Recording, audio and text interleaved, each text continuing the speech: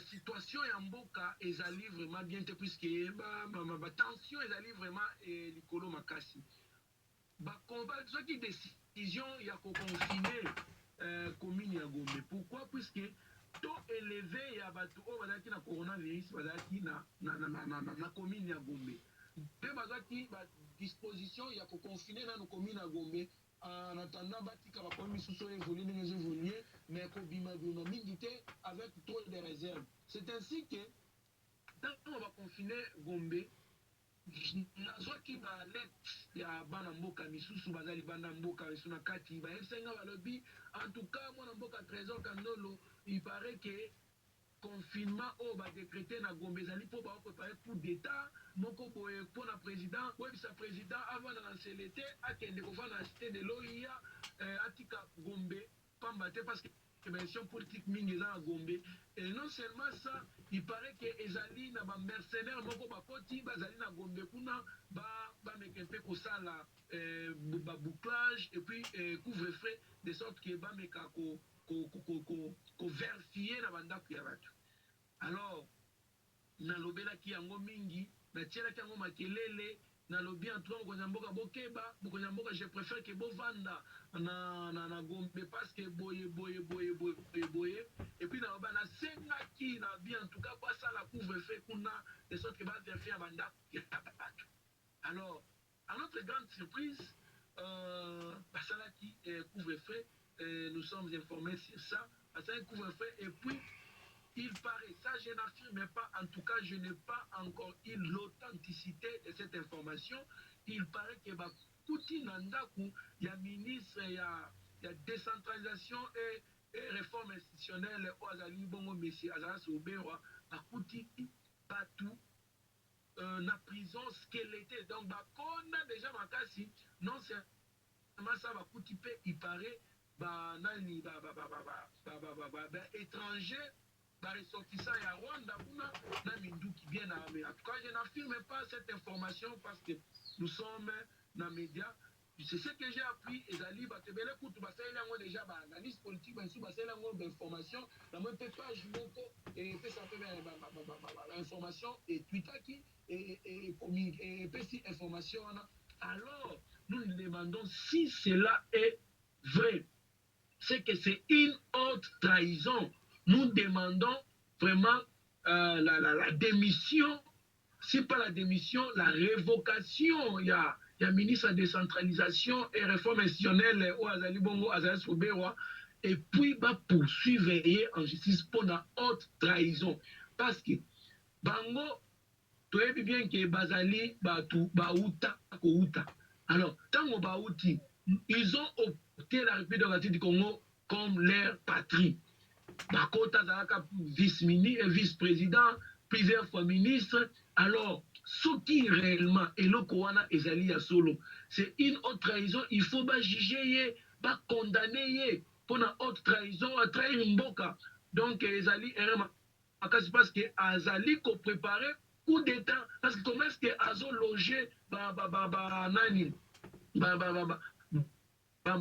militaire étranger non seulement ça, séquestration, comment est-ce qu'il peut séquestrer les Congolais na prison, avec quelle intention akaniba na mboka aploka bango donc les alliés il faut tout condamner makasi peto senga démission na et puis ba juger concernant arrivé ya président ya nani ya Cameroun. En tout cas, cette information, je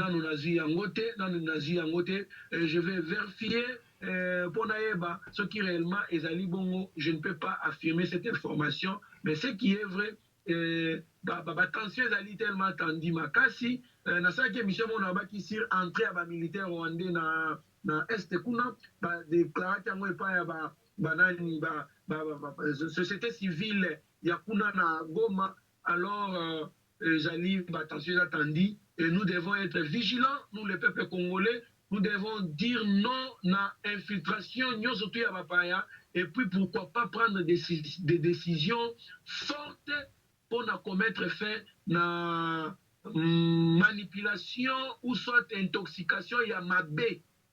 ya mboka wana ya Rwanda ou soit ba terreur oyo bazo sala biso ou soit agression. Donc c'est un peu ça. Deko mwana mboka bazali kolanda balandi yo na mwa bokebi mwa mingi mais likambo na kolinga kopose question dossier oyo ya corruption oyo na nani moto oyo avocat oyo président la Kebela azwi ezopesa mwa pitakani te et puis donc dossier wana eza mwa makasi parce que toyebi yango bien ke bato baza koloba bato ayibaki na nino me bazobosana likambo moko Moïse Katumbi aza parmi bato badetournaki bambongo na République démocratique du Congo même ye Fayulu aza parmi aza na badossier wana nazoyeba te ke dossier yango ekokende wapi kosuka wapi wana ezali problème ya liboso deuxième problème bakolinga to nasangisa question mpo nomekana korépondre nango mbala moko problème ya balkanisation na problème ya bamwanda nsebi na problème ya nini on a remarqué que suite ya problème ya Kamere tomoni na côté ya est baza koboma bakasayen na côté ya ba Congo tomoni bakasayen baza na problème même je dirais même na Lubumbashi ozomona te ke balkanisation oyo toprédaka tozalaka contre yango or que biso moko toza kosala yango sans le savoir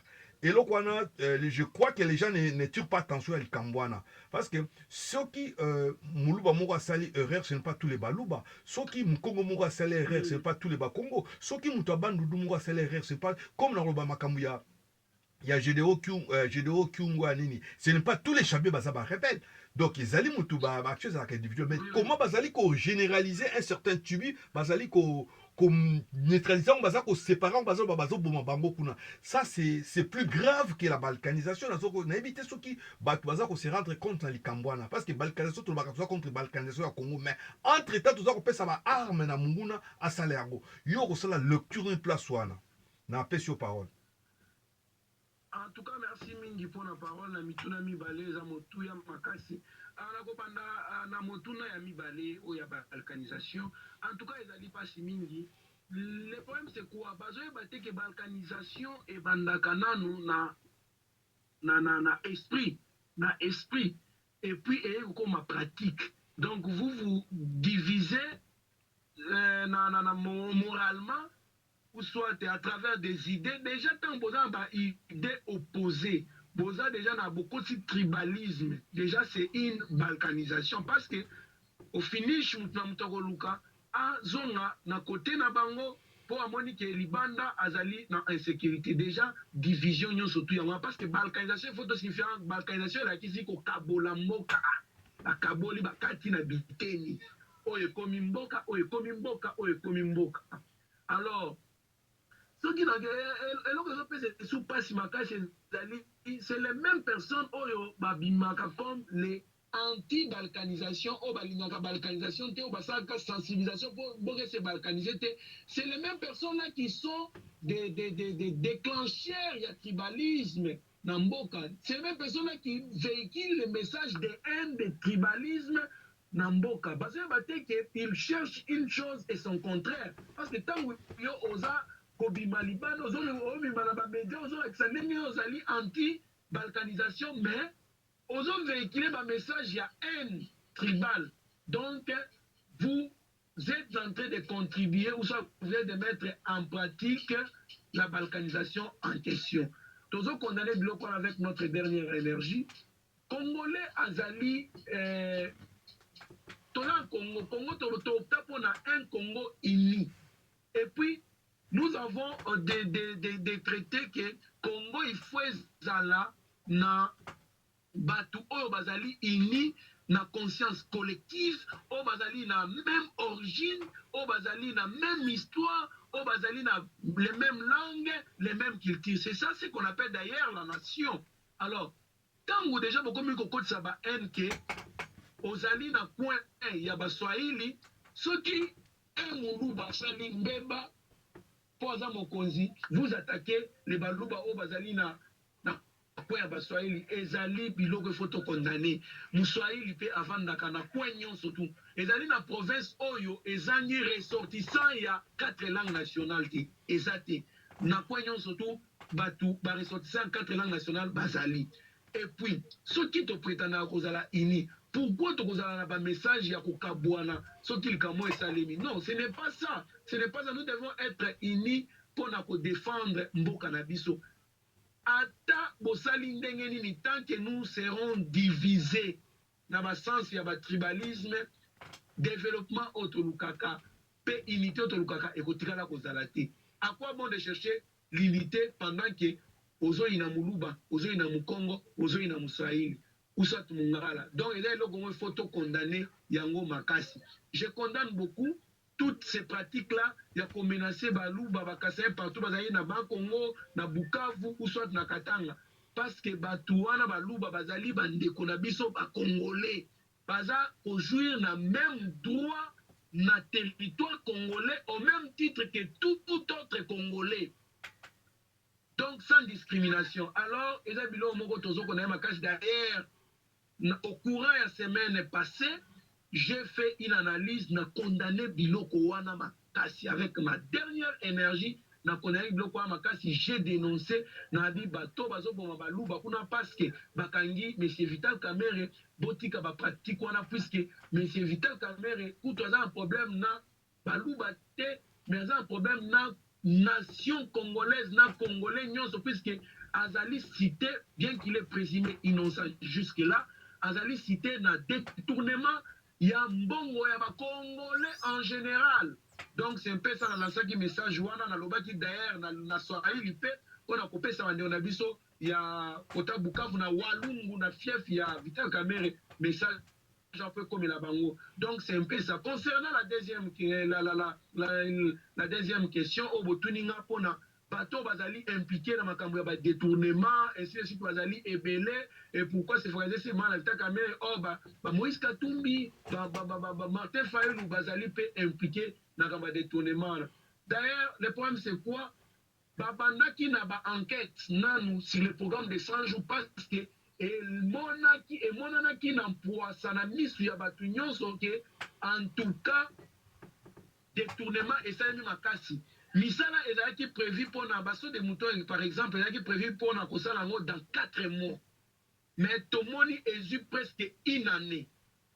Alors bandeko na biso ya IDPS nde bato bazalaki trop vigilant bato ya liboso babaki non bakokita na terrain baévalue misala nyonso ndenge esalema bakei basali évaluation na bango badepute bacadre bakei batali bamoki misala esalemi te misala eza na ralentissement makasi nde eloko wana esusite mpe mokonzi ya mboka akiti mpe na terrain atali amoki misala esalemi bien te c'est ainsi qu'il a instruit na baprocureur généraux entre autres ya cour d'appel procureur ya Kinshasa Matete instruit ye asala banquête sur makambo ya nani ya sode ya musala ya 100 jours disons ntango babandi misala babandi banquête babandi koinvite bato so bainvite bato bamoni ke moto aza impliqué na détournement bakangi ye bato nyonso to wana ka epase bazali kotanga nkombo ya directeur ya cabinet chef de l'état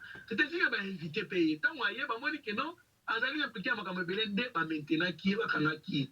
Alors soki bazoba bake mokonzi ya mboka azali impliqué na makambo wana bon on dit en droit l'infraction est individuelle, surtout l'infraction pénale est individuelle. Ce qui moto asali infraction azali ye moko nde moto akorépondre de ses actes devant le tribunal bakosala ba enquête soki mokonzi ya mboka azali impliqué na makambo wana lui-même l'a dit na to Congo au moment ya campagne électorale aloba yango même moi aussi on va me juger mais je pense que le mokonzi ya mboka a procédaki na bapratique ya koservi na baexemple voire na collaborateur na ye abimi libanda mbongo etikali ya voyage azongisi na banque azongisi na caisse à l'état. C'était une façon de prêcher de bonnes pour que bato nyonso to baemboîte par na ye malheureusement baproche na ye bakomprenaki te soki bolandi mpe bien na discours ya état de la nation asalaki le 13 décembre 2019 mokonzi ya mboka alobaki nazali informé na persistance ya badétournement badenier public oyo ezosalema persistance. Donc il était informé, il avait interpellé mais ça persistait. Alobi je serai intraitable na batu oyo bazali impliqué na makambo wana quand il disait ça son directeur de cabinet était en face de lui na congrès. Alors lelo il est attrapé de ça. Donc, je trouve difficile que vous ayez pendant que les gens écourent. Donc, c'est un peu ça. Concernant, oh, vous allez impliquer, on va dans la cité, tous ces mondes-là, il y aura un moment, un dossier pour Bima. Pour le